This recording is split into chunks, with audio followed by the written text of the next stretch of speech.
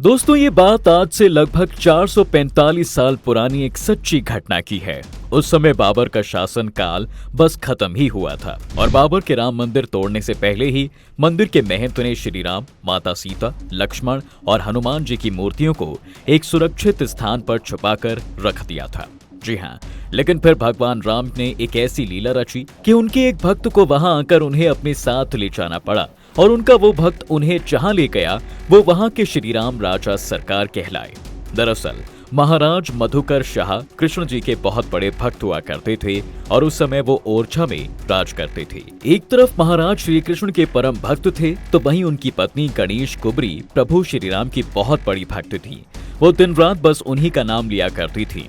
एक बार महाराज के मन में आया कि क्यों ना वृंदावन चलकर श्री कृष्ण के दर्शन कर लिए जाएं।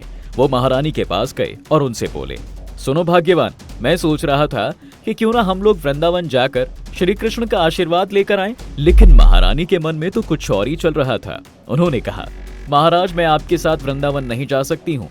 महाराज ने हैरानी से पूछा, आखिर क्यों नहीं चल सकती हैं आप हमारे साथ वहाँ? महारानी बोली, महाराज मैं श्री राम के दर्शन करने अयोध्या जाना चाहती हूँ और मैंने वहाँ जाने की तैयारी भी कर ली है। मधुराज मधुकर गुस्से में आग बबूला हो गए और बोले, अगर इतनी ही बड़ी श्री राम की भक्त हो तुम कि उनके लिए मेरे साथ चलने से मना कर रही हो तो तुम अपने भगवान को यहीं क्यों नहीं ले आती हो? महाराज की गुस्से से कही ये बात महारानी के मन में घर कर गई और उठते बैठते उनके मन में ये बात गूंजने लगी। तब महारानी गणेश कुबरी ने ये तय किया कि वो अपने भगवान श्री राम को ओरछा लाकर रहेंगी। इसके बाद महारानी अयोध्या के लिए निकल गईं। वहीं पहुंचकर महारानी ने लक्ष्मण किले के पास एक कुटिया बनाई और साधना करने लगी। कहा जाता है मित्रों कि उस समय संत तुलसीदास जी भी वही थे और रामचरितमानस लिख रहे थे। इतना ही नहीं, महारानी को उनका आशीर्वाद भी मिला था। लेकिन बहुत समय बीत जाने के बाद भी जब महारानी को श्री राम के दर्शन नहीं मिले तो उनका मन बहुत दुखी हो गया और उन्होंने अपना शरीर त्यागने का निश्चय कर लिया। ऐसा करने के लिए उन्होंने सरयू नदी में डुबकी लगा दी और सरयू के तेज मझधार के बीच प्रभु श्री राम ने उन्हें दर्शन दिए। जी हाँ, प्रभु को देखते ही महारानी गणेश कुबरी की खुशी का ठिकाना नहीं रहा। उन्होंने प्रभु से कहा, प्रभु मैं आपको अपने साथ ओरछा ले जाना चाहती हूँ, कृपया मेरी इस विनती को स्वीकार करें।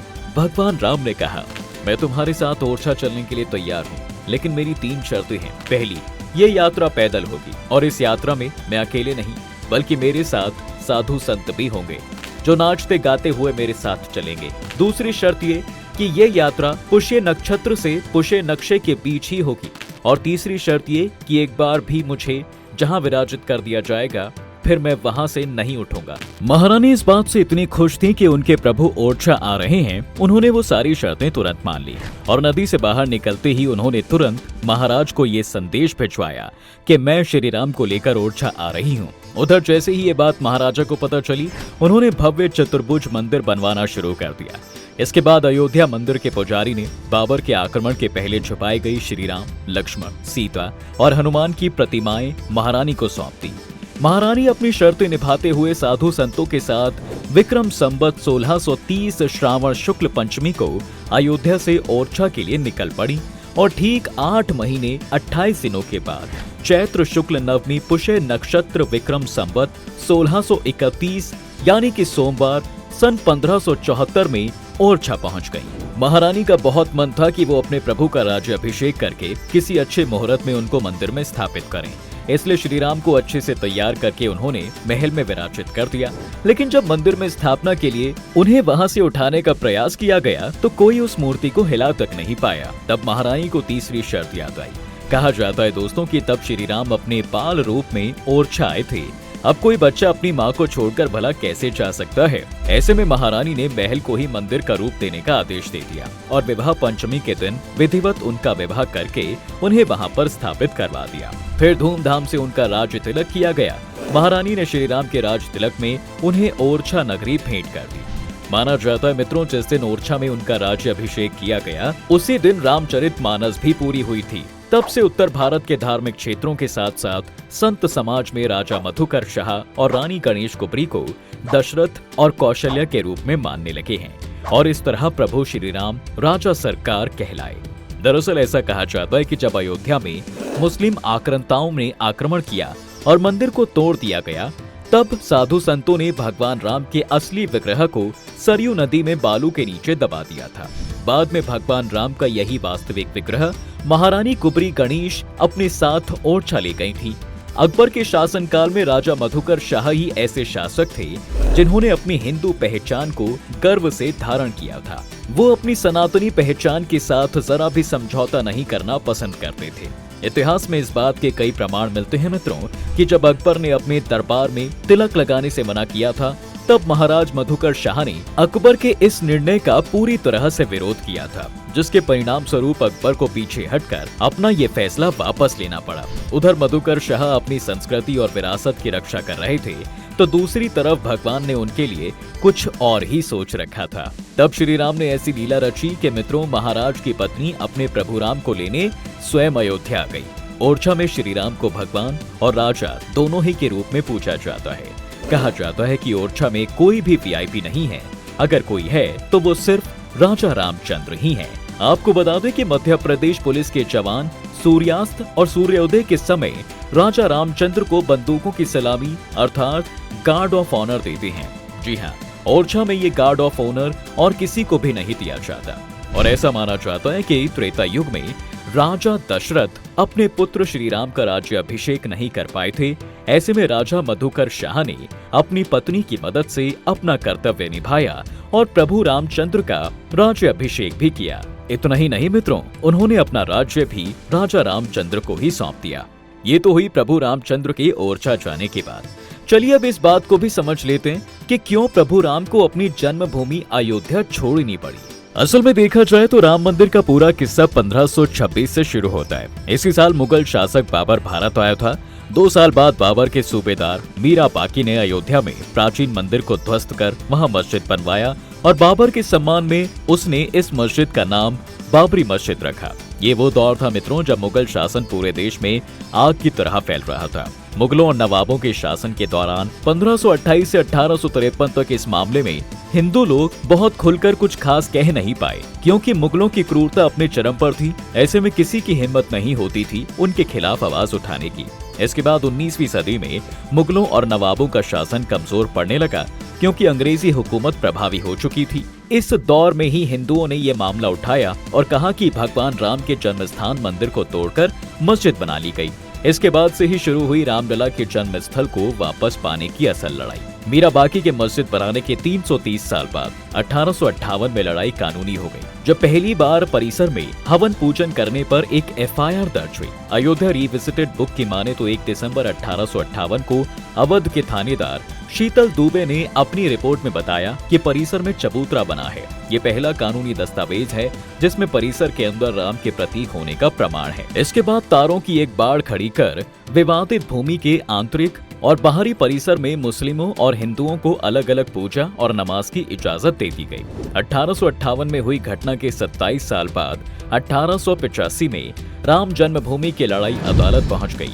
ये वही समय था मित्रों जब निर्मोही अखाड़े के महंत रघुबर दास ने फैजाबाद के न्यायालय में स्वामित्व को लेकर दीवानी मुकदमा दायर किया था, जहां उन्होंने ये मांग की थी कि बाबरी ढांचे के बाहरी आंगन में स्थित राम चबूतरे पर बने अस्थायी मंदिर को पक्का बनाया जाए और छत डाली जाए। जिसके बाद जज ने फैसला सुनाया कि वहां हिंदुओं को पूजा अर्चना का अधिकार है, लेकिन वो जिला अधिकारी के फैसले के खिलाफ मंदिर को पक्का बनाने और छत डालने की अनुमति नहीं दे सकते। देश के आजाद होने के 2 साल बाद 22 दिसंबर 1949 को ढांचे के अंदर गुंबद के नीचे मूर्तियों का प्रकटीकरण हुआ। आजादी के बाद पहला मुकदमा हिंदू महासभा के सदस्य गोपाल सिंह विशारद ने 16 जनवरी 1950 को सिविल जज फैजाबाद की अदालत में दायर किया। विशारद ने ढांचे के मुख्य गुंबद के नीचे स्थित भगवान की प्रतिमाओं की पूजा अर्चना की मांग की और करीब 11 महीने बाद 5 दिसंबर 1950 को ऐसी ही मांग करते हुए महंत रामचंद्र परमहंस ने सिविल जज को यहां मुकदमा दाखिल कर दिया। मुकदमे में दूसरे पक्ष को संबंधित स्थल पर पूजा अर्चना में बाधा डालने से रोकने की मांग भी रखी गई। 3 मार्च 1951 को गोपाल सिंह विशारद मामले में न्यायालय ने मुस्लिम पक्ष को पूजा अर्चना में बाधा न डालने की हिदायत दी। ऐसा ही आदेश परमहंस की तरफ से दायर मुकदमे में भी दिया गया। साल 1959 17 दिसंबर। मित्रों, ये वही दिन था जब रामचंद संप्रदाय की तरफ से निर्मोही अखाड़े के 6 लोगों ने मुकदमा दायर कर इस स्थान पर अपना दावा ठोका था। इसके साथ ही ये मांग भी रखी गई कि रिसीवर प्रत्यत राम को हटाकर उन्हें पूजा अर्चना की अनुमति दी जाए, क्योंकि ये उनका अधिकार है। मुकदमों की कड़ी में एक और मुकदमा 18 दिसंबर 1961 को दर्ज किया गया। ये मुकदमा उत्तर प्रदेश के केंद्रीय सुन्नी वक्फ बोर्ड ने दायर किया और कहा कि ये जगह मुसलमानों की है, ढांचे को हिंदुओं से लेकर मुसलमानों को दे दिया जाए, ढांचे के अंदर से मूर्तियां हटा दी जाएं। अब ये मामला जो है न्यायालय में चलता रहा। अब फैसले की बात करें तो उससे पहले रामकाज के लिए हुए कुछ और आंदोलनों की तरफ चलते हैं। साल 1982 ये वो साल था मित्रों जब विश्व हिंदू परिषद ने राम, कृष्ण और शिव के स्थलों पर मस्जिदों के निर्माण को साजिश करार दिया था और इनकी मुक्ति के लिए अभियान चलाने का ऐलान किया। 2 साल बाद यानी 8 अप्रैल 1984 में दिल्ली में संत महात्माओं, हिंदू नेताओं ने अयोध्या के श्री राम जन्मभूमि स्थल के मुक्ति और ताला खुलवाने के आंदोलन का फैसला किया। साथ ही 9 नवंबर 1989 को श्री राम जन्मभूमि स्थल पर मंदिर के शिलान्यास की घोषणा कर दी गई। काफी विवादों के बाद तत्कालीन प्रधानमंत्री राजीव गांधी ने शिलान्यास की इजाजत दे दी। फिर आया वो दिन जिसका एहसास कहीं ना कहीं सभी को हो गया था। 6 दिसंबर 1992 अयोध्या में लाखों कार सेवकों ने बाबरी मस्जिद का विवादित ढांचा गिरा दिया। 5 दिसंबर 1992 की सुबह से ही अयोध्या में विवादित ढांचे के पास कार सेवक पहुंचने शुरू हो गए थे। उस समय सुप्रीम कोर्ट ने विवादित ढांचे के सामने सिर्फ भजन कीर्तन करने की इजाजत दी थी, लेकिन अगली सुबह यानी कि 6 दिसंबर को भीड़ इतना भड़क गई कि उसने बाबरी मस्जिद का विवादित ढांचा ही गिरा दिया। कहते हैं मित्रों कि उस समय 1.5 लाख से ज्यादा कार सेवक वहां पर मौजूद थे। इस पूरी घटना ने राम जन्मभूमि के मुद्दे को एक नई दिशा की ओर मोड़ दिया था। उस दिन से लेकर 2019 तक लगभग 134 साल तक सनातनियों की कानूनी लड़ाई चलती रही। फिर 9 नवंबर 2019 को सर्वोच्च न्यायालय ने रामलला को 2.77 एकड़ जन्मभूमि का स्वामित्व माना, जिसके परिणाम स्वरूप आज अयोध्या में रामलला का भव्य मंदिर तैयार हो रहा है। तो मित्रों, आज की वीडियो में फिलहाल बस इतना ही। अगर आप भी श्री राम के भक्त हैं और राम मंदिर के बनने से आपको भी प्रसन्नता हो रही है तो हमें कमेंट करके जरूर बताएं। तब तक के लिए वीडियो को लाइक करें, शेयर करें और कमेंट करके वीडियो का फीडबैक हमें जरूर दें। और हाँ, हमारे चैनल को सब्सक्राइब करना बिल्कुल ना भूलें।